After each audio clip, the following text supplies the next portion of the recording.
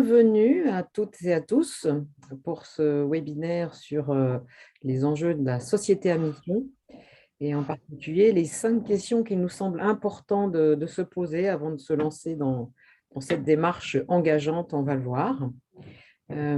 Pour tous ceux qui nous ont rejoints, je vous propose d'utiliser voilà, dans la barre d'outils le petit onglet Converser pour poser vos questions. Vous verrez que Martin va faire l'introduction, puis après, je présenterai les réponses à 3 de nos 5 questions et Martin enchaînera. Donc, peut-être qu'on peut se dire qu'à la fin de la 3e question, on peut en prendre quelques-unes de ces interrogations pour y répondre, ou sinon, on groupe tout à la fin. Mais en tout cas, on a ces 2 points d'étape potentiellement pour répondre aux précisions ou aux commentaires que vous pourriez faire. Donc, je me présente, Sylvie Calais-Bossis, je fais partie du cabinet des enjeux des hommes. Je suis en charge de son pôle mission, société à mission et raison d'être. Pour ceux qui ne connaîtraient pas, des enjeux des hommes est un cabinet pure player en stratégie RSE, avec tout un volant de change management et d'accompagnement opérationnel. On verra que c'est particulièrement important, y compris pour les sociétés à mission. Et je passe la parole à Martin. Oui, bonjour à tous. Martin Richer. Donc moi, j'ai créé une structure qui s'appelle Management et RSE, avec l'idée justement de faire converger stratégie, management et RSE. Donc le sujet de la raison d'être et de la société à mission tombe à pic dans cette approche de la RSE. Voilà, on s'est associé, nos 2 cabinets, des enjeux et des hommes et management et RSE, on s'est associés en amont de la loi Pacte pour travailler ensemble sur le sujet. On a bien fait, ça nous a permis d'accompagner, on en est maintenant à peu près à 35 entreprises sur le chemin de la révélation de leur raison d'être et ou de leur transformation en société à mission. Et donc, pour ce qui est plus précisément de la société à mission, on a accompagné quelques entreprises, même si c'est encore un domaine qui reste très émergent. Alors, des entreprises un peu de toute taille, de toute nature, ça va de très grandes structures comme la Poste, qui aujourd'hui est la plus grande des sociétés à mission existantes, à des sociétés beaucoup plus modestes, de taille beaucoup plus réduite. Donc, ce faisant, nos 2 cabinets ont accumulé finalement un certain nombre de bonnes pratiques et à l'inverse, on a identifié quelques pièges dans lesquels il est bon de ne pas tomber. Et c'est ce qu'on va partager avec vous aujourd'hui au travers des 5 questions qui nous semblent fondamentales, qu'il vaut mieux se poser avant de prendre la décision de se transformer en société à mission plutôt que de les découvrir au fur et à mesure. En d'autres termes, on a un petit peu essuyé les plâtres avec nos premiers clients, on a accumulé un peu d'expertise et donc on est prêt aujourd'hui à le partager avec vous.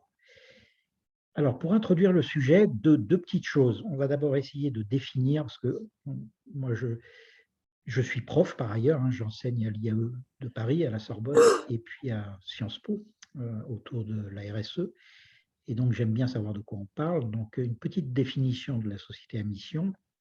Et puis, quelques mots, toujours dans l'introduction, pour dire en 2 mots où on en est aujourd'hui.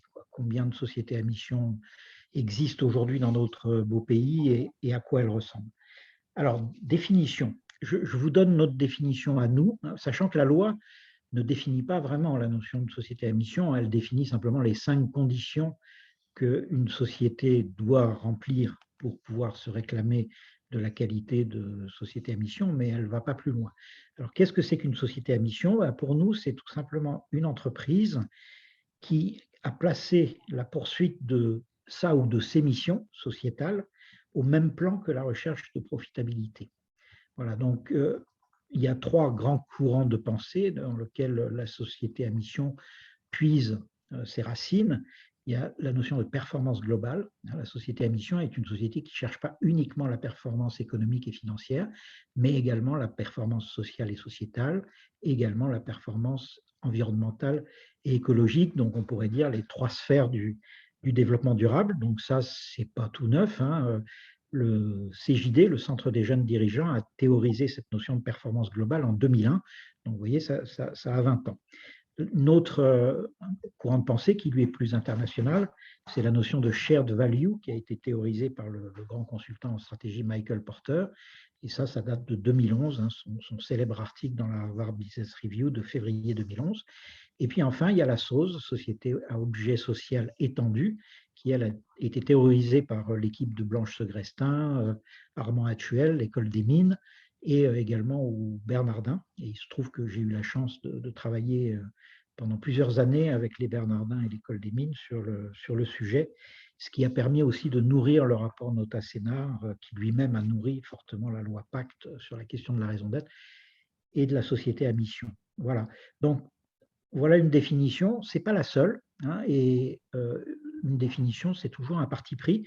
Je vous cite par exemple la définition qui est proposée par Profil, qui est une structure de conseil et d'études autour de ces sujets, qui dit une société à mission est une société qui met sa performance économique au service d'une mission.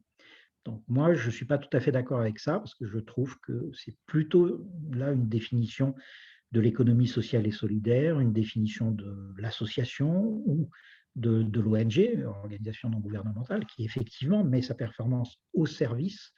Pour nous, la société à mission, elle n'abdique pas la volonté de la profitabilité, de la lucrativité, mais elle la met au même niveau. Hein, dans notre définition, on parlait au même plan. Voilà. Et enfin, la définition qu'on trouve dans le rapport Nota-Sénard, qui est très proche de la nôtre, hein, le rapport Nota-Sénard définit la mission comme la finalité que se donne l'entreprise pour contribuer à un intérêt collectif qui dépasse le seul intérêt des actionnaires. C'est pour ça qu'on a plutôt opté, nous, pour l'idée de dire qu'une société à mission met sa performance économique et sa performance sociétale au même plan. Voilà.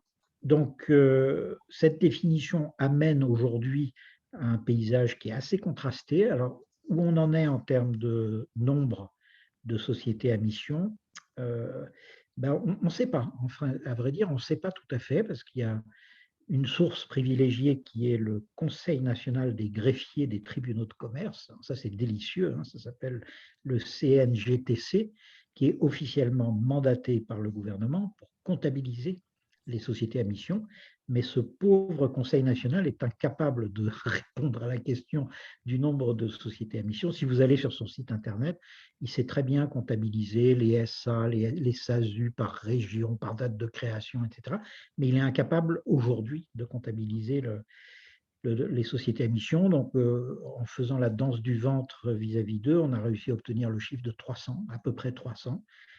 Ce qui est un peu contradictoire avec ce que donne l'Observatoire des sociétés à mission, qui, lui, dans son dernier rapport, disait 206 à fin juin. Donc, vous voyez, on est quelque part sans doute entre 200 et 300. Alors, si je reviens sur les chiffres de la communauté des entreprises à mission ou de l'Observatoire des sociétés à mission, qui ont l'avantage d'être relativement précis, ça nous donne une photographie. Et c'est intéressant parce que savoir qui sont les sociétés à mission, ça permet aussi de se faire une idée de pour qui est fait ce statut, à qui ce statut convient-il.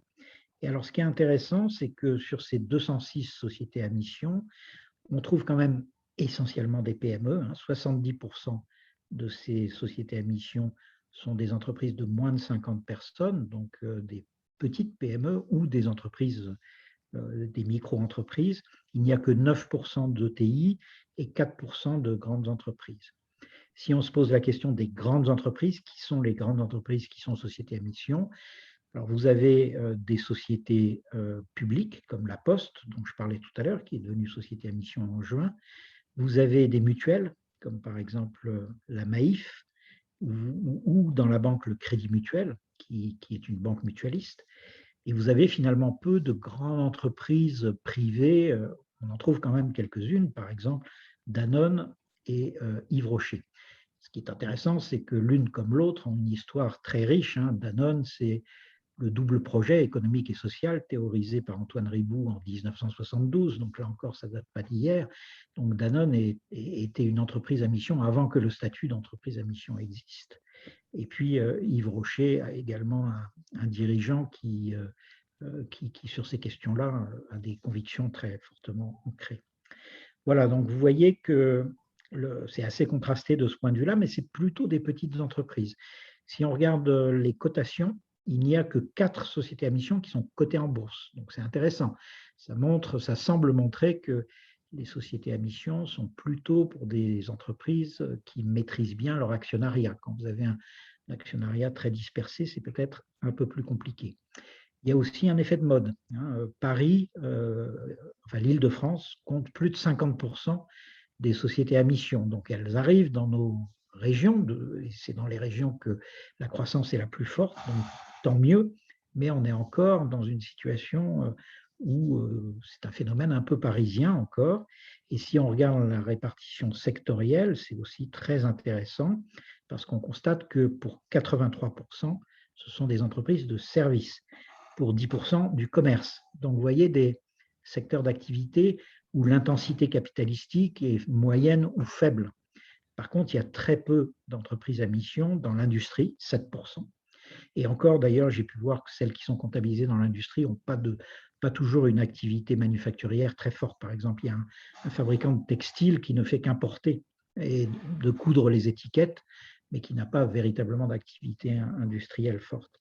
Donc ça aussi, ça nous dit des choses. Ça nous dit peut-être que les entreprises qui sont à forte intensité capitalistique, donc qui ont besoin de capital, et du capital qui peut exiger d'être bien rémunéré, c'est peut-être plus difficile pour elles d'aller vers la société à mission que pour des sociétés beaucoup plus légères sur le plan capitalistique. Voilà, et puis enfin, dernier chiffre, si vous additionnez le total des effectifs de toutes les sociétés à mission, on arrive quand même à un chiffre coquet de 500 000. Donc, il y a un demi-million de salariés aujourd'hui qui travaillent dans une société à mission. Alors, cela dit, relativisons. Je vous disais tout à l'heure qu'on a eu la chance d'accompagner la Poste. À elle seule, la Poste fait plus de la moitié des 500 000, puisque c'est une société qui fait 251 000 salariés. Donc, il ne faut pas non plus prendre ce chiffre sans distance. Voilà, donc c'était une petite introduction. Là, ce que vous voyez sur le slide, ça complète finalement la définition que je vous donnais tout à l'heure. Allier profitabilité et poursuite d'une mission d'intérêt collectif. La notion d'engager les actionnaires, parce que c'est ça, une société à mission, c'est bien de rendre la mission que se donne l'entreprise opposable aux actionnaires, s'engager et engager les parties prenantes, parce qu'effectivement, c'est un travail collectif, et puis s'inscrire dans une trajectoire de transformation, puisque les missions que l'on se donne, au travers des objectifs qu'on introduit dans ces statuts, sont autant d'occasions de transformation. Voilà. Et pour finir, juste deux petites choses qui sont utiles et qui complètent la définition. On entend parler tout le temps d'entreprise à mission. Alors, ça n'existe pas. L'entreprise à mission, ça n'est défini nulle part. Le droit reconnaît la notion de société à mission. La notion d'entreprise est inconnue du droit. Et d'ailleurs, au Collège des Bernardins, on a écrit un ouvrage collectif qui s'appelle « L'entreprise, point aveugle du savoir », pour montrer qu'effectivement, la notion d'entreprise est un peu inconnue du droit et d'autres disciplines comme l'économie qui parle plutôt de firme plutôt que d'entreprise. Et deuxième chose, contrairement à ce qu'on entend partout, la société à mission n'est pas un statut, c'est une qualité. Et ça, c'est la grande sagesse du législateur français, contrairement à ce qu'ont fait la plupart des pays, l'Angleterre, la Hollande, les États-Unis, l'Espagne. En France, on a eu la bonne idée de dire que n'importe quelle entreprise, du moment que c'est une entreprise commerciale, mais quel que soit son statut, qu'elle soit une société anonyme, une SARL, une coopérative, une mutuelle, n'importe quelle société peut se réclamer de la qualité de société à mission. Et ça donne beaucoup de souplesse parce que ça vous permet de devenir société à mission sans changer votre statut. Voilà, désolé, j'ai été trop long. Je te passe la main, Sylvie, sur les 5 questions pour aborder le vif du sujet. Alors, rapidement la liste, et je commencerai tout de suite par la première. Effectivement, on parlait, Martin cernait un petit peu l'ambition portée par la qualité de société à mission. Une des premières questions, justement, ça va bien de se poser ensemble au niveau de l'entreprise, la question de savoir si l'ambition de devenir société à mission est bien comprise et bien partagée par l'ensemble de la gouvernance. Et c'est vrai qu'on peut s'apercevoir, nous on est sollicité à plusieurs reprises par des entreprises qui souhaitent s'engager dans ce parcours, qui a un certain niveau de méconnaissance de ce qu'il recouvre. Donc, une des premières questions à se poser, c'est donc si ce niveau de connaissance est partagé et ce niveau d'ambition est partagé. Est-ce que l'ensemble des membres du comité de direction, a fortiori du conseil d'administration, ont été exposés aux enjeux de la loi de pacte, à la trajectoire de transformation qu'elle propose pour l'entreprise? Est-ce qu'il y a eu un échange à ce sujet et une bonne compréhension de ce que ça implique et de pourquoi finalement l'entreprise souhaite se lancer dans cette démarche vers la qualité de société à mission? Et on va voir que effectivement, certaines pourraient prendre ça comme un avantage concurrentiel, hein, essentiellement comme première motivation. On en voit certaines effectivement se dire que c'est une façon à bon compte de se distinguer de sa concurrence. Bon, certes, ça peut devenir un avantage concurrentiel, mais en tout cas, on va le voir que le principal intérêt se situe ailleurs, et en tout cas que la validité d'une société à mission se situe bien dans la durée et la sincérité de son engagement. Euh, En fait, ce qu'il faut réaliser, c'est que, et Martin l'évoquait, c'est que la société à mission, c'est ni un label, ni un statut définitif. Ce n'est pas un label parce qu'il n'y a pas de référentiel et qu'il n'y a pas un cahier des charges à remplir, je dirais, en cochant des cases, entre guillemets, pour devenir société à mission. C'est une qualité qui doit s'appliquer intrinsèquement à l'entreprise, donc à sa spécificité, à sa singularité dans son activité, quelle qu'elle soit. Et ce n'est pas non plus un statut définitif. Preuve en est qu'elle doit faire la démonstration de sa capacité à remplir sa qualité de société à mission. Et que, en fait, le principe même d'inclure des objectifs statutaires dans ces statuts implique bien qu'il y a une trajectoire qui va demander à être suivie pour réaliser ces objectifs. Donc, c'est bien une démarche transformative. Et c'est important dans ce cadre-là de se poser la question au préalable de quelle est l'intensité de la transformation que collectivement et les dirigeants et le conseil d'administration et les actionnaires sont prêts à engager, parce que sinon, ça remet en cause tout simplement la validité de ce qui sera déposé plus tard dans les statuts. Il faut aussi vérifier qu'a bien été partagé avec l'ensemble de la gouvernance le fait qu'une démarche de société à mission, c'est une démarche qui s'inscrit dans le temps long, ne serait-ce que dans le parcours qui permet d'accéder à cette qualité-là. Il faut d'abord, on l'a fait passer rapidement, mais j'imagine que bon nombre d'entre vous sont très en conscience des 5 conditions pour la société à mission. Mais bon, il faut bien qu'il y ait une raison d'être déjà. Donc, le processus de raison d'être a été enclenché. Il faut ensuite se définir des objectifs.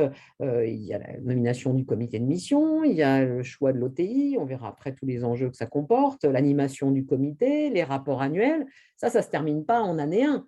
Si on fait un comité de mission et qu'on se lance dans une logique de rapport annuel, eh bien, ça veut dire qu'il y en aura un année 2, un année 3, etc.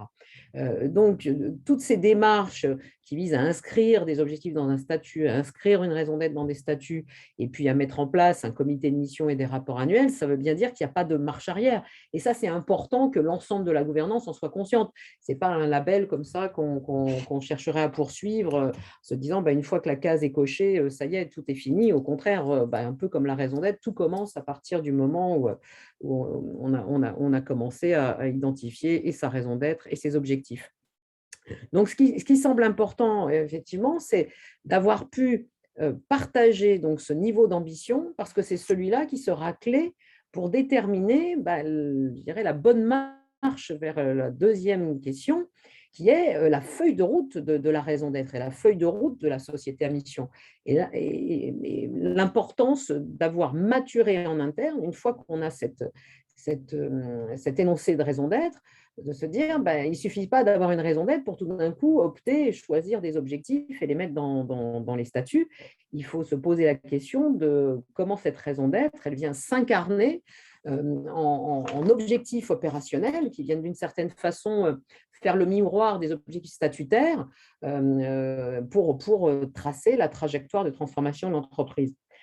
Pour un point, effectivement, quand on dit société à mission, il n'y a pas de définition précise à l'intérieur de la loi PACTE de ce qu'on entend par mission, par opposition à raison d'être. Donc, au niveau de la communauté des entreprises à mission et de la profession, on s'est aligné sur le fait que la mission au sens de la loi Pacte, c'était le couple indissociable, énoncé de raison d'être et objectif statutaire. Donc, à partir du moment où il y a des objectifs statutaires qui ont vocation à capturer la mission environnementale et sociétale de l'entreprise, ça veut bien dire qu'il faut se poser cette question en conscience et en connaissance des attentes de ces parties prenantes. Et là, potentiellement, commence une première série de réflexions, a fortiori si la raison d'être, elle n'a pas été articulée de façon à inclure l'ensemble des parties prenantes de l'entreprise et de son écosystème. C'est vrai qu'une façon peut-être simple, et jugée par certains plus efficace, c'est de se dire mettons-nous en comité restreint et puis on définit au niveau du comité de direction ce que pourrait être la raison d'être et puis voilà, ça suivra. Quand il s'agit d'opter pour la qualité de société à mission, il est indispensable de se poser la question de comment cette raison d'être va résonner avec les différentes parties prenantes. Donc, il est indispensable d'avoir instauré un dialogue parties prenantes. Et très souvent, quand on voit arriver des entreprises qui souhaitent postuler pour la qualité de société à mission, donc se faire accompagner, ça veut dire qu'il n'y a pas du tout de feuille de route qui est associée à cette raison d'être. Il y a une marche à gravir là qui est extrêmement importante et dont il faut prendre conscience. Et cette feuille de route, en fait, comment elle va s'établir? Elle va s'établir en prenant en compte l'ensemble des vecteurs de sens qu'il y a dans l'énoncé de raison d'être et en se posant la question de qu'est-ce que ça veut dire pour l'ensemble des parties prenantes de l'entreprise, de façon à pouvoir décliner par partie prenante ou par grands chantiers transversaux une feuille de route opérationnelle, parce que c'est bien cette feuille de route opérationnelle qui va permettre au comité de mission, puis après à l'OTI, de suivre si la société est effectivement en route vers la réalisation de sa mission. Pour revenir sur le point des objectifs statutaires, la loi Pacte ne précise aucunement ni leur nature, ni leur nombre. Elle dit un ou plusieurs, donc il n'y a pas de minimum ou de maximum. On pourrait très bien imaginer qu'une société à mission décide d'en avoir qu'un ou qu'elle puisse en avoir 6. Là, les exemples benchmark qu'on peut faire montrent qu'il y a tous les cas de figure possibles. Il n'y a pas non plus d'indication sur le type de formulation. Certaines entreprises ont fait le choix de mettre un objectif quantifié dans les statuts. Donc ça, c'est particulièrement engageant parce que s'il n'est pas tenu, à partir du moment où les statutaires, il y a une brèche dans laquelle et le comité de mission et l'OTI peuvent s'engouffrer pour dire il y a un défaut de réalisation de la mission. Mais en tout cas, la loi Pacte ne donne aucune précision au niveau de cette formulation. Ce qu'on peut préconiser, c'est qu'à partir du moment où voilà, c'est censé être pérenne, il vaut mieux s'en tenir à des objectifs que l'entreprise sait pouvoir tenir à terme et effectivement de moins se contraindre avec des objectifs quantifiés parce que la crise sanitaire récente a démontré combien parfois les aléas pouvaient chahuter les feuilles de route des entreprises. Justement, Sylvie, je t'interromps parce qu'on a une question dans le fil de discussion. On ne dit pas le chat, c'est le fil de discussion qui correspond un peu à ça. Une question de Valérie qui pose la question: pourquoi parlez-vous d'objectifs statutaires et pas d'objectifs? Oui, alors effectivement, on appelle objectif statutaire ce qui va être inscrit dans les statuts de l'entreprise. On est passé vite au démarrage sur l'intro et les 5 conditions pour être société à mission.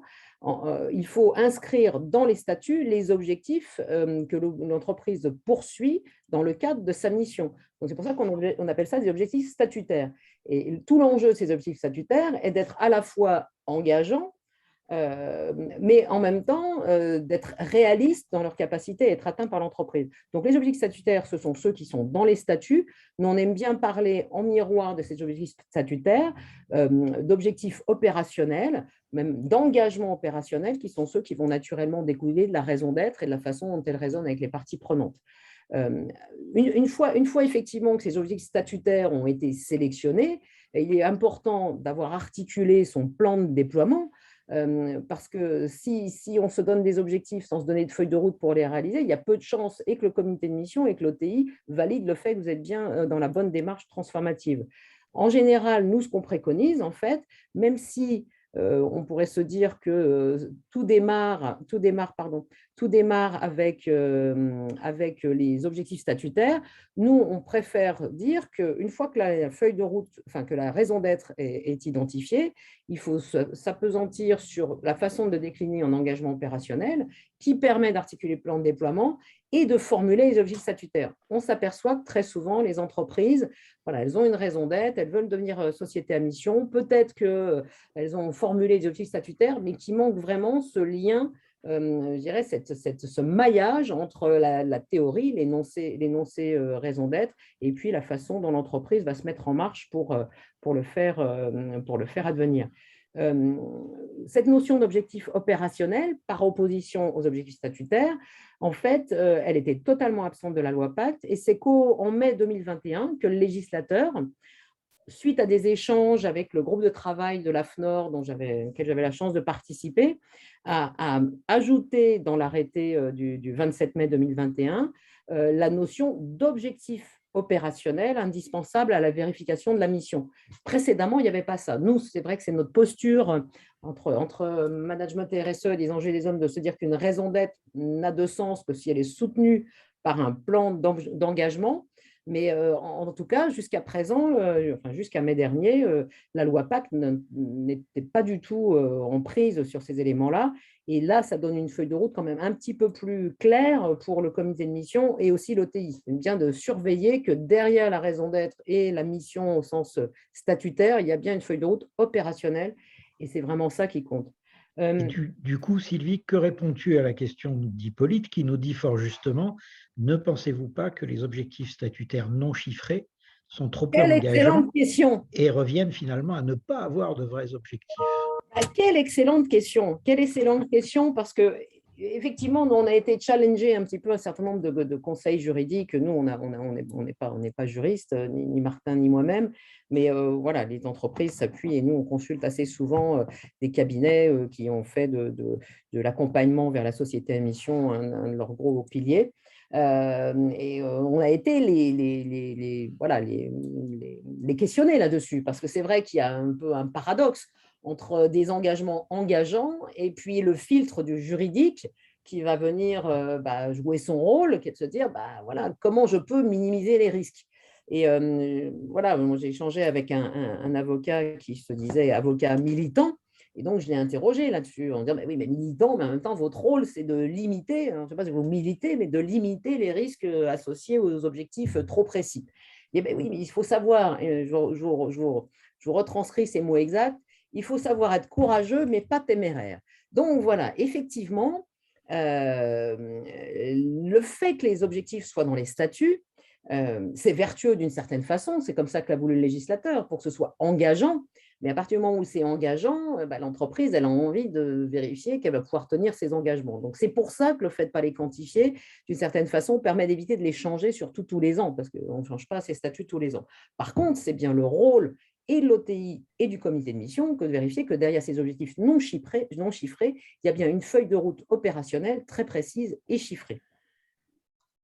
D'accord. Il y a une autre question, Sylvie, que je vais prendre, comme ça tu peux reprendre ton souffle avant d'aborder le gros chapitre. Ouais.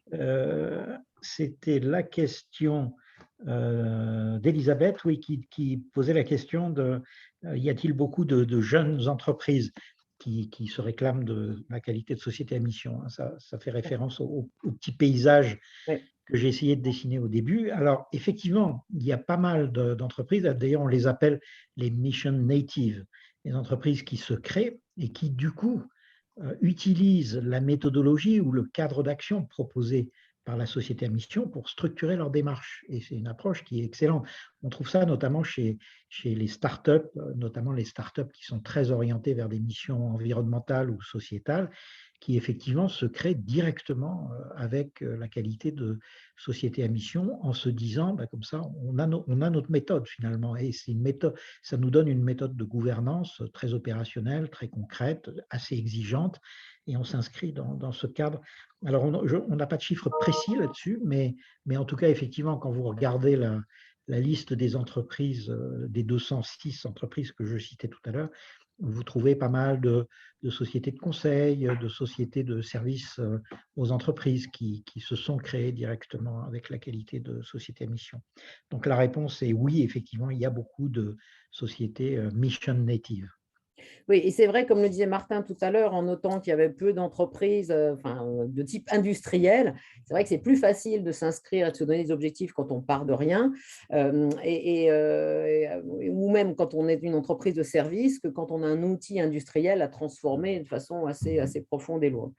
Dernier point sur cet enjeu de maturité de la feuille de route de la raison d'être et donc du plan de déploiement de la mission. Et on l'évoquait, on rebondit sur votre question, Hippolyte, sur les objectifs statutaires, c'est avez-vous fait de votre service juridique un allié? Parce qu'effectivement, nous, on préconise, dans la mesure du possible, d'intégrer le service juridique assez en amont de la réflexion sur la société à mission, de façon à ce qu'ils en comprennent bien les tenants et les aboutissants et qu'ils soient justement un allié dans le juste affinage de la formulation de l'objectif statutaire, histoire de ne pas le dépouiller de tout son contenu.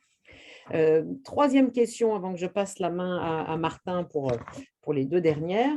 Donc, quelle composition idéale et quel mode de fonctionnement pour votre comité de mission? Parce qu'on voit bien qu'il a un rôle clé. C'est celui qui va, d'une certaine façon, prendre en compte les objectifs statutaires en rapport avec la raison d'être et vérifier de façon assertive, et ça va être partagé lors de l'Assemblée des actionnaires, hein, puisque le rapport du comité de mission est adjoint au rapport de gestion, pour attester du fait que l'avancement de la mission, la réalisation de la mission a été vérifiée. Et donc, c'est un rôle essentiel dans la capacité, d'une part, de pouvoir être une interface avec la gouvernance interne de l'entreprise sur la réalisation de la mission, et puis vers l'extérieur aussi, dans la capacité à certifier, ou en tout cas, dans son rapport de mission, démontrer qu'il y a eu une trajectoire de progrès, et bien sûr, sur ce rapport que va s'appuyer l'OTI. En fait, ce qui est important pour ce qui concerne la composition du comité de mission, j'avais envie de dire en premier lieu sa représentativité, mais peut-être qu'en premier point, je mettrais presque la disponibilité. Comme on l'évoquait tout à l'heure, la démarche, la qualité société à mission, c'est une démarche au long cours. Donc, un premier point, c'est de se dire, le comité de mission, on a envie qu'il ait un investissement pérenne dans l'entreprise. Donc, c'est vrai qu'il n'y a pas de durée de mandat explicitement précisée. Certaines entreprises sont sur une durée d'1 an, d'autres sur une durée de 2 ans. Bon, est-ce qu'en 1 an, il est possible qu'un comité puisse s'imprégner de l'ensemble des enjeux stratégiques d'une entreprise, de sa feuille de route opérationnelle, et puis passer la main après à une nouvelle promotion des participants au comité de mission? Ça nous semble un petit peu illusoire. On pense qu'il faudrait mieux s'orienter vers une durée de mandat de 2 ans. Donc, il faut qu'ils soient disponibles donc, dans la durée. Il faut qu'ils aient l'opportunité de s'engager, ou en tout cas de prendre connaissance du projet de l'entreprise. A priori, il n'y a aucune mention, et pour l'instant, pas d'exemple de membres de comité de mission qui soient rémunérés. Mais est-ce que c'est crédible à long terme que ces représentants à la fois de l'interne et de l'externe de l'entreprise puissent s'impliquer de façon je dirais, en détail, en force de proposition, en force de réaction, au long cours, sans être rémunérés? Ça nous semble questionnable à long terme. Donc, disponibilité, représentativité ensuite, parce qu'effectivement, il y a un certain nombre de comités de mission qui ont pu, parce qu'ils étaient composés parmi les premiers, s'adjoindre, je dirais, les savoirs, les expertises et l'image d'un certain nombre de personnes bien connues, que ce soit Nicole Notat ou Blanche Ségrestin. Donc certes, il y a une dimension de célébrité qui peut être intéressante, mais nous, ce qu'on préfère préconiser, c'est la représentativité. Sachant que le comité de mission a un vrai rôle d'être l'interface de l'entreprise vers l'externe, et puis aussi d'être en capacité de représenter l'interne. Donc, nous, il nous semble, et d'ailleurs la loi Pacte ne dit absolument rien là-dessus, si ce n'est qu'il faut qu'il y ait au moins un salarié. Donc, on en déduit que s'il faut qu'il y ait au moins un salarié, voilà, il y a d'autres parties prenantes qui doivent être représentées, mais nous, on préconise un équilibrage entre les parties prenantes internes et les parties prenantes externes. À l'intérieur des parties prenantes internes, il y a quand même une précaution à avoir pour éviter que ce soit trop d'instances exécutives qui soient représentées versus des salariés, parce que le risque, effectivement, si la gouvernance de l'entreprise a trop de poids à l'intérieur du comité de mission, que celui-ci perde son caractère impartial. En même temps, le fait qu'il y ait des représentants de la gouvernance de l'entreprise qui puissent participer, peut-être pas en tant que membre au long cours, membre permanent, mais en tant que membre invité, c'est l'occasion de donner voilà, des données sur la bonne marche de l'entreprise, des explications sur le fait qu'un objectif soit plus compliqué à atteindre qu'un autre. Donc, en termes de représentativité, on préconise donc une répartition équitable entre parties prenantes internes, parties prenantes externes, et à l'intérieur des parties prenantes internes, au minima de représentants de l'exécutif. Pour vous donner des exemples, en gros, Danone, eux ont choisi le fait de mettre un seul représentant interne, qui est un salarié, et 9 externes. La Maïf a choisi l'équité, puisqu'il y a 5 internes et 5 externes. D'ailleurs, équité de genre, en général, effectivement, il y a aussi cette dimension-là qui peut jouer dans la composition du comité de mission.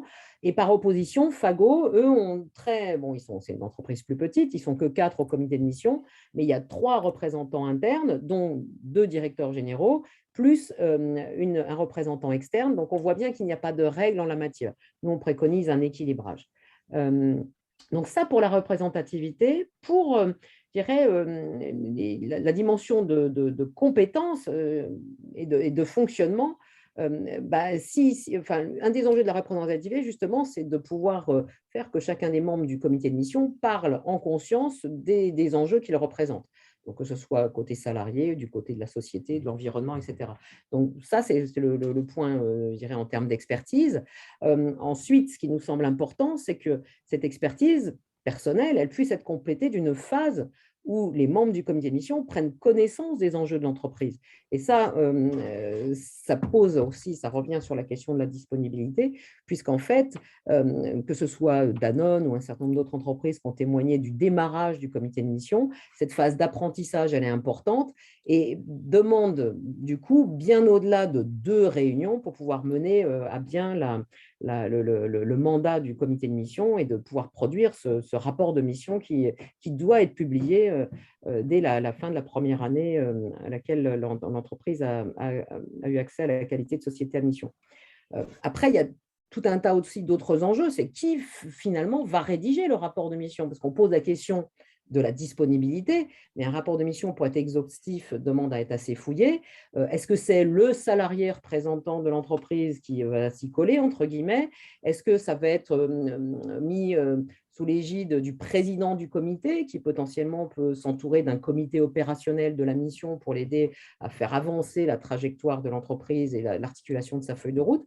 Là encore, on a des vrais enjeux sur la prise de conscience des énergies que requiert l'animation de ce comité de mission et la rédaction du rapport de mission. D'ailleurs, on est amené à accompagner des entreprises qui souhaitent donner au comité de mission vraiment son rôle de débat, d'aiguillon, d'outil de progrès de l'entreprise, plutôt que de scribe et de prise de notes.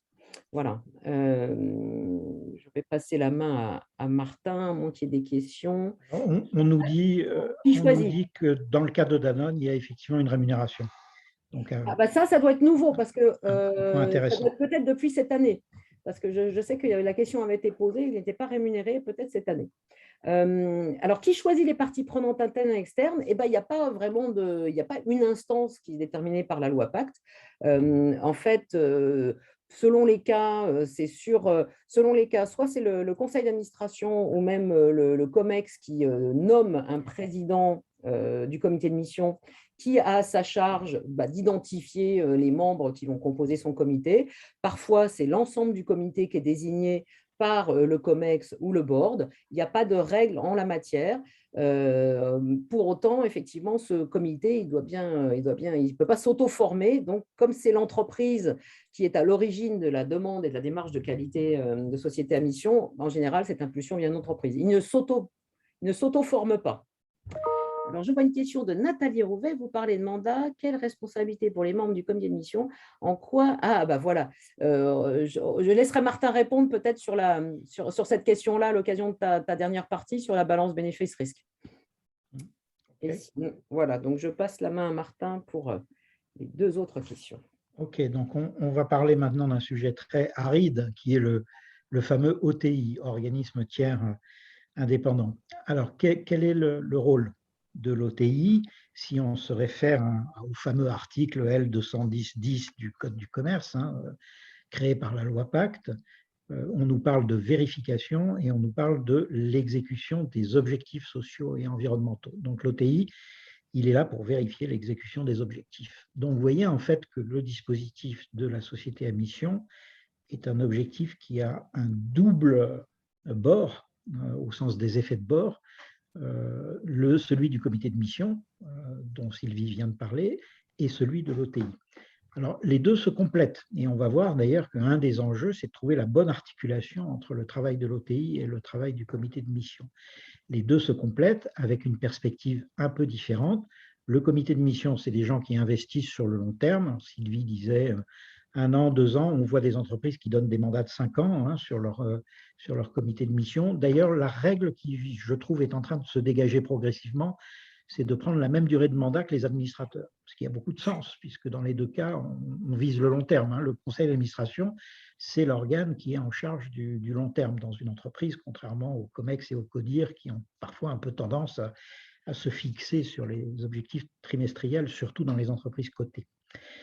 Donc, tout ça pour dire que ce double dispositif, que le législateur a voulu comme tel pour justement limiter les risques de greenwashing, mission washing, ou ce que vous voulez, en tout cas les risques de différence trop importantes entre ce qu'on dit et ce qu'on fait, ce double dispositif a du sens. L'OTI, lui, il apporte une vision externe et une vision professionnelle. Il a un référentiel, puisque l'OTI, il intervient dans plusieurs entreprises, donc dans plusieurs sociétés à mission, et donc il a progressivement, ils vont construire une sorte de référentiel. Alors, un premier point important à souligner, c'est que l'une des rares choses que dit la loi, c'est le fait que l'OTI intervient au moins tous les 2 ans. Dans certaines entreprises, d'ailleurs, ont délibérément choisi de le faire intervenir tous les ans. Pourquoi pas? Mais si vous prenez le minimum légal, c'est-à-dire au moins une fois tous les 2 ans, il faut bien réfléchir au sujet précédent, soulevé par Sylvie, le fonctionnement du comité de mission. Il y aura une année avec et une année sans. Quand on a une année avec l'OTI, on va faire un certain nombre de choses qu'on ne fera pas dans l'année sans OTI. Donc ça, c'est intégré aussi à votre réflexion sur le fonctionnement du comité de mission. Bon, sinon, il y a 6 choses importantes à dire, me semble-t-il, sur l'OTI, donc je vais très vite. La première chose, c'est quelles sont les diligences, pour reprendre le terme juridique, les diligences de l'OTI. Alors, elles sont assez bien définies par l'arrêté du 27 mai 2021, qui est encore récent, l'encre n'est pas tout à fait sèche, qui définit assez bien la mission de l'OTI.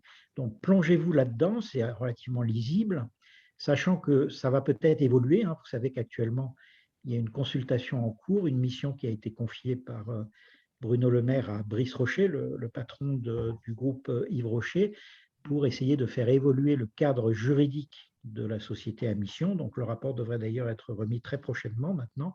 Bon, et dans le cadre du groupe de réflexion qui a été constitué à cette occasion, il y a eu pas mal de propositions d'amélioration. Donc, ça pourra bouger. Mais aujourd'hui, c'est cet arrêté du 27 mai 2021 qui fixe très bien les choses sur le plan de la diligence. 3 choses à dire sur la méthode, c'est le deuxième point. Sur la méthode, l'OTI doit s'enquérir de l'existence d'objectifs opérationnels ou d'indicateurs de suivi. C'est ce que dit cet arrêté. Donc, tout ce qu'a dit Sylvie sur le dispositif à mettre en place est très important. Si vous partez sans tambour ni trompette et allons-y, va que je te pousse, je me transforme en société à mission et que vous négligez tout le travail qu'il y a à faire pour mettre à plat les missions et mettre à plat les indicateurs et les engagements qui soutiennent ces missions, vous risquez d'avoir des difficultés parce que l'OTI va s'enquérir de leur existence. Donc, si elle n'existe pas, il le mentionnera. Il le mentionnera très certainement, il est même obligé de le faire. Deuxième chose, l'OTI sera amené à interroger un certain nombre d'instances, dont le comité de mission. Donc, il faut réfléchir à l'articulation entre les deux. Comment allez-vous faire travailler ensemble le comité de mission et l'OTI? Chacun peut apporter des choses à l'autre. Donc, là aussi, c'est un sujet sur lequel il faut réfléchir. On a plein de recommandations là-dessus, mais ce n'est pas, l'agenda du jour. Et enfin, troisième chose, l'arrêté dit que l'OTI appréciera l'atteinte des résultats objectif par objectif. Donc, ça veut bien dire qu'il va faire une analyse relativement précise. Il ne va pas se contenter simplement d'une analyse stratosphérique, il va plonger dans chacun des objectifs.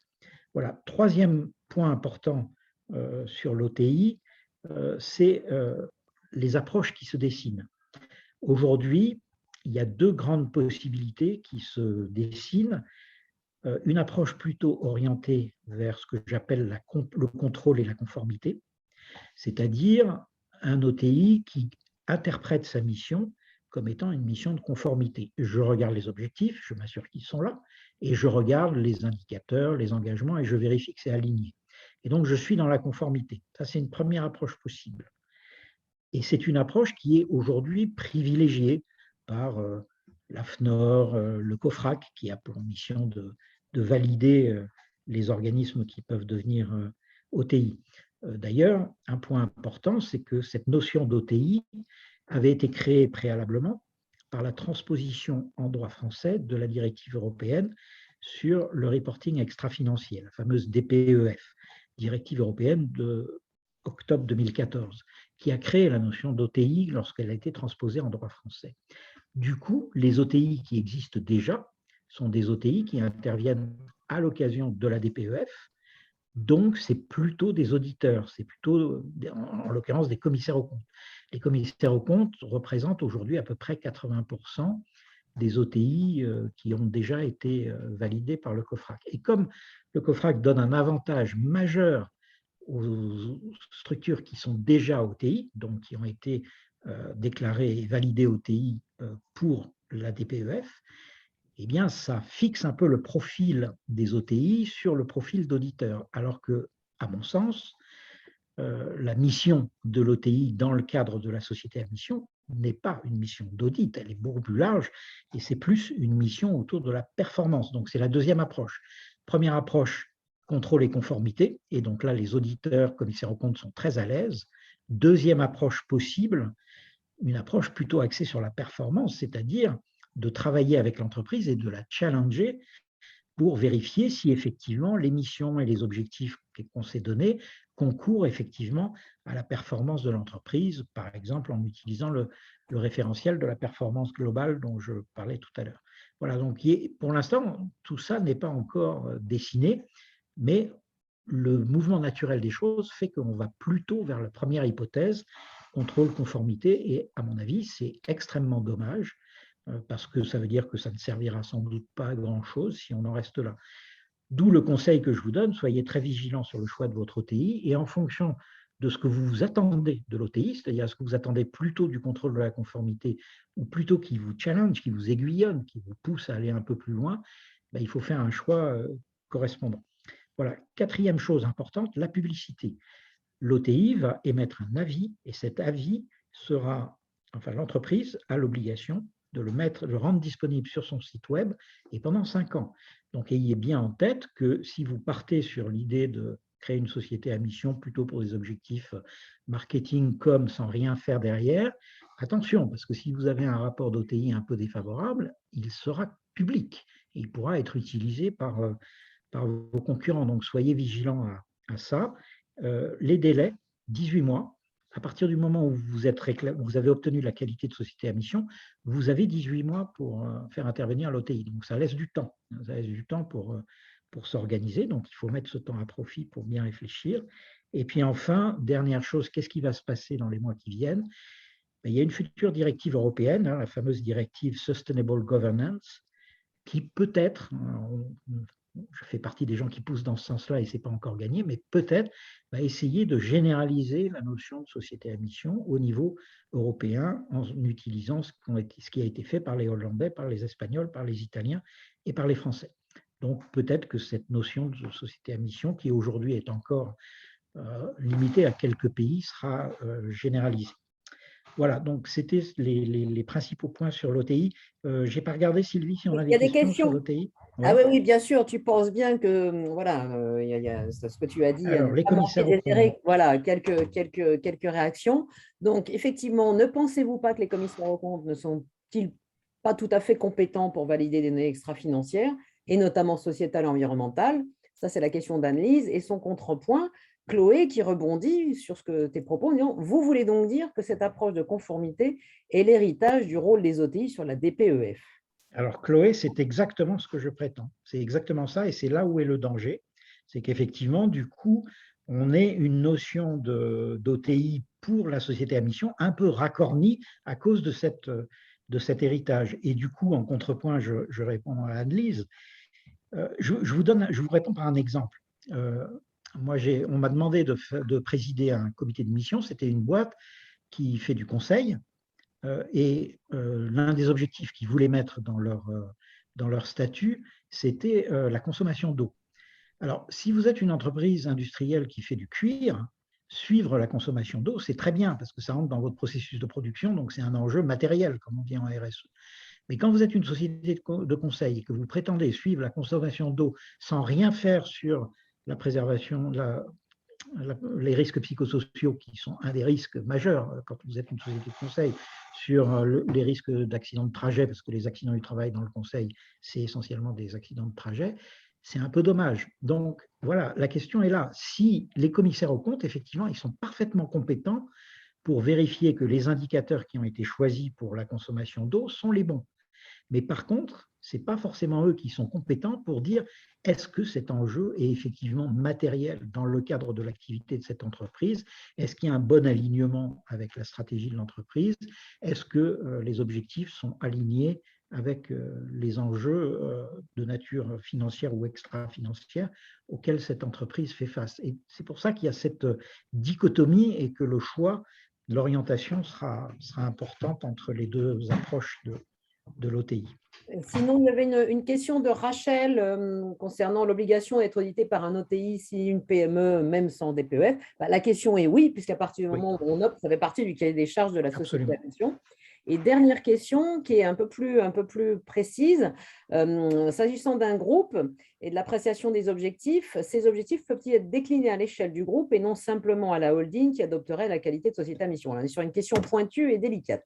Oui, alors là, effectivement, le débat est vraiment ouvert, mais a priori, l'état des choses aujourd'hui, c'est que, si vous voulez, si la holding d'un groupe veut être société à mission, alors elle le sera pour la holding et pas pour l'ensemble du groupe, sinon ça n'aurait pas de sens. Donc, du coup, on va plutôt vers des… Oui, je prends par exemple l'exemple concret du groupe Engie. Engie ne demande pas d'être société à mission. Par contre, il y a plusieurs entités opérationnelles, des filiales notamment d'Engie, qui, elles, sont ou se préparent à être société à mission.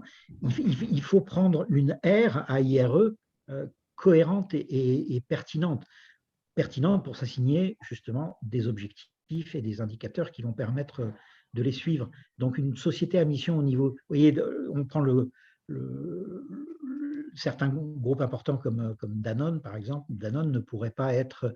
Et ils sont sociétés à mission pour ce qu'ils font du côté de la holding, mais par exemple, les objectifs qui se sont donnés sont extrêmement généraux. Hein. Ils ont 4 objectifs. L'un, en gros, c'est d'être vigilant sur la consommation de ressources. De la même façon, la Poste, qui est un grand groupe qui inclut des métiers très différents, s'est donné des objectifs qui sont eux aussi très larges. Contribuer à la transition écologique, contribuer à l'inclusion numérique, ce genre de choses qui, du coup, peut être repris par l'ensemble de ces filiales, que ce soit la banque postale ou l'activité courrier ou l'activité logistique. Donc, il faut bien réfléchir effectivement au niveau auquel vous voulez placer la notion de société à mission. Et puis, il y avait aussi une question là, que j'ai repérée de Stéphane qui demandait est-ce qu'on pourrait parler d'un écosystème à mission? Ah oui, oui. Alors, personnellement, moi, ça me paraît très difficile parce qu'une société à mission, ça veut dire qu'elle a une stratégie. Un écosystème, par définition, c'est des partenaires, des gens qui ne sont pas forcément d'accord sur tout. Donc, l'écosystème, a priori, il n'a pas, enfin, sauf exception, hein, mais il n'a pas une stratégie sur laquelle tout le monde serait aligné. Donc, je ne vois pas trop comment ça aurait du sens d'être une société à mission. Mais l'avenir nous réserve peut-être des surprises. Voilà. Alors, la balance, finalement, c'est un peu la synthèse. Ça tombe bien parce qu'il nous reste peu de temps. Alors, il y a le plus et le moins. Hein. Vous voyez, c'est une balance. Alors, dans le plus, il y a 4 choses. L'intérêt d'être société à mission, c'est la crédibilité. Quand vous vous transformez en société à mission, vous dites, non seulement je dis des choses sur mes missions sociétales et environnementales, mais je me prends au mot moi-même, je m'impose des obligations. Regardez, je prends la méthode proposée par la loi PAC, donc je me prends au sérieux. Et ce que je dis, ce n'est pas du pipeau. Donc c'est la crédibilité. Alors oui, c'est effectivement une bonne raison d'être société à mission, mais il y a d'autres façons d'obtenir le même résultat, c'est-à-dire la crédibilité. Vous pouvez, par exemple, aller vers les labels, le label Lucie, le Bicorp, etc. Vous pouvez choisir d'intégrer des indicateurs RSE dans la rémunération variable des dirigeants, des managers, et y compris de l'ensemble des salariés. Bref, il y a d'autres moyens de parvenir à cet objectif. Donc, il faut être sûr que société à mission, c'est le bon. Deuxième chose dans le plus, dans les avantages, c'est le dialogue partie prenante. Vous avez ce comité de mission qui va générer de la créativité, qui va générer de l'innovation. Oui, c'est vrai, et c'est une bonne raison pour aller vers la société à mission. Mais là encore, il y a d'autres moyens de le faire. Vous avez des tas d'entreprises qui ont un comité de partie prenante sans forcément se transformer en société à mission. Donc là aussi, il faut bien réfléchir jusqu'où on veut aller et dans quel cadre on veut agir. Troisième avantage de la société à mission, l'opposabilité aux tiers. Quand vous mettez vos missions et vos objectifs dans vos statuts, vous ne pouvez pas avoir un actionnaire minoritaire qui vient vous chercher des poux en disant « Attends, moi, c'est la rentabilité qui compte, etc. » C'est dans les statuts, c'est opposable aux tiers. Oui, mais est-ce que c'est important? Si vous êtes une entreprise familiale, par exemple, qui verrouille parfaitement son actionnariat, cet avantage n'a pas beaucoup d'intérêt pour vous. De la même façon, on l'a vu tout à l'heure, vous pouvez très bien inscrire votre raison d'être, et y compris des objectifs, dans vos statuts, sans pour autant aller jusqu'à la société à mission. Donc là encore, il faut bien réfléchir. Et puis enfin, dernier avantage, le quatrième et dernier avantage fort d'aller vers la société à mission, c'est tout simplement l'avantage concurrentiel. Par exemple, on a accompagné récemment une entreprise qui est dans les transports. Pour eux, quand ils créent une entité qui va être responsable des transports publics dans telle région, par exemple, ils le créent sous forme de société à mission parce que ça leur donne une longueur d'avance dans le choix, dans les appels d'offres, dans le choix par les collectivités territoriales qui sont sensibles à cette notion de société à mission. Donc, on voit que la société à mission devient, dans certains cas, dans certaines activités, un vrai avantage concurrentiel. Voilà. Ça, c'est les 4 plus, crédibilité, dialogue avec les parties prenantes, opposabilité aux tiers, avantage concurrentiel. Ces 4 points qui sont forts, mais qui tous peuvent être atteints par d'autres moyens. Donc, il faut bien réfléchir. Et en face de ces 4 points, pour faire la balance, vous avez 4 risques, 4 moins, hein, puisqu'on a vu les plus. Alors, le premier point, c'est l'incertitude, parce que c'est un domaine qui est encore… Par exemple, quel est le statut des membres du comité de mission? Si vous avez un concurrent, par exemple, ou une ONG qui attaque en justice un membre du comité de mission en lui disant « Vous étiez responsable d'imposer la mise en œuvre des objectifs et je considère que vous ne l'avez pas fait. » Qu'est-ce qui va se passer? Qui est compétent? Sur quels critères? Eh bien, on ne sait pas parce que ça ne s'est encore jamais produit. Quelle est l'obligation de confidentialité? Les membres du comité de mission, imaginez qu'il y en ait un qui lâche une info hyper stratégique à un concurrent. Qu'est-ce qui se passe? On ne sait pas encore.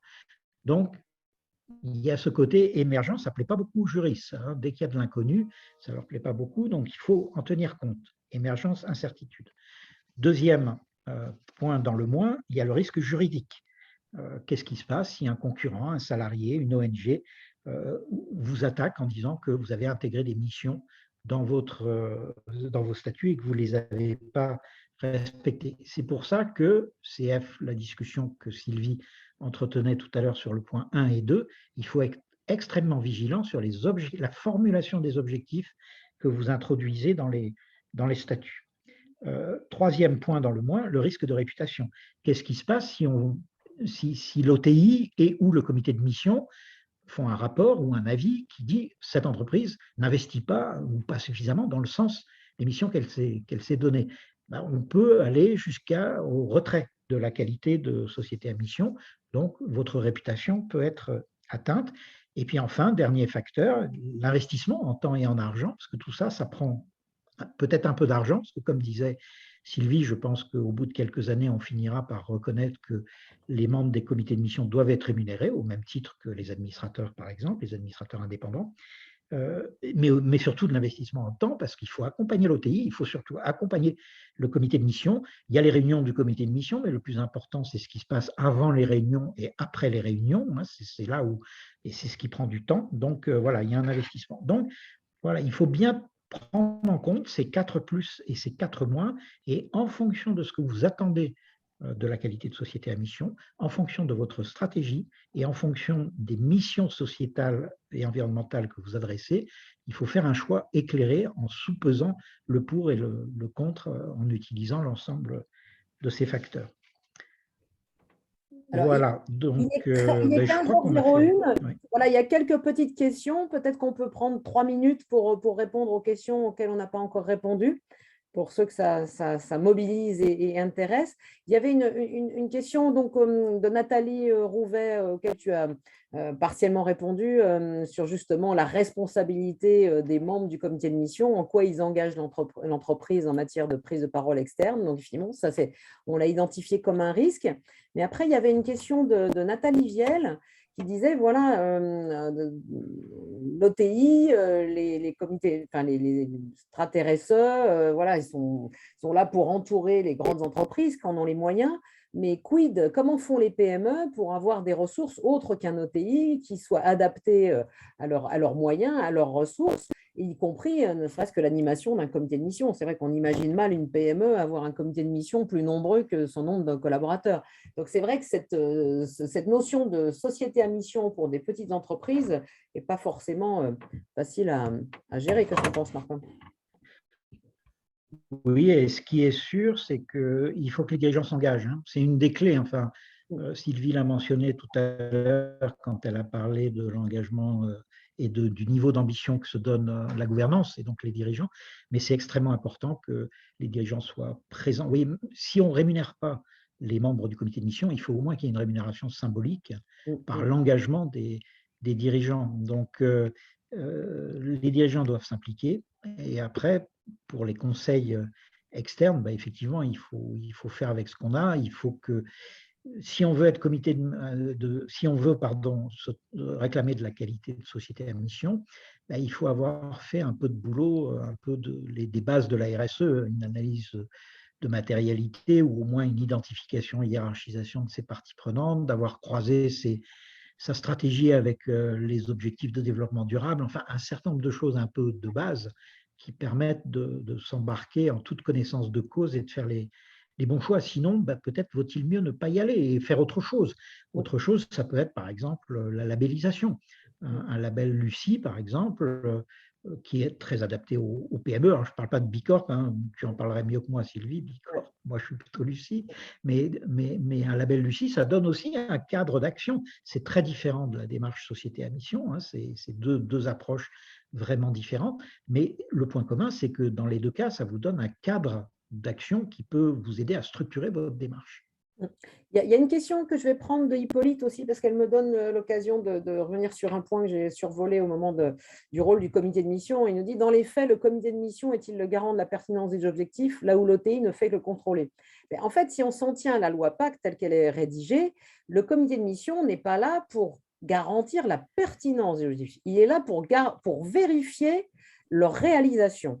Et effectivement, dans les différents échanges qu'il peut y avoir autour du rôle du comité de mission, il y a celui qui est de base, le cadre de base tel que prévu par la loi PAC, qui est de dire on vérifie voilà, la bonne progression de l'entreprise vers la réalisation de sa mission.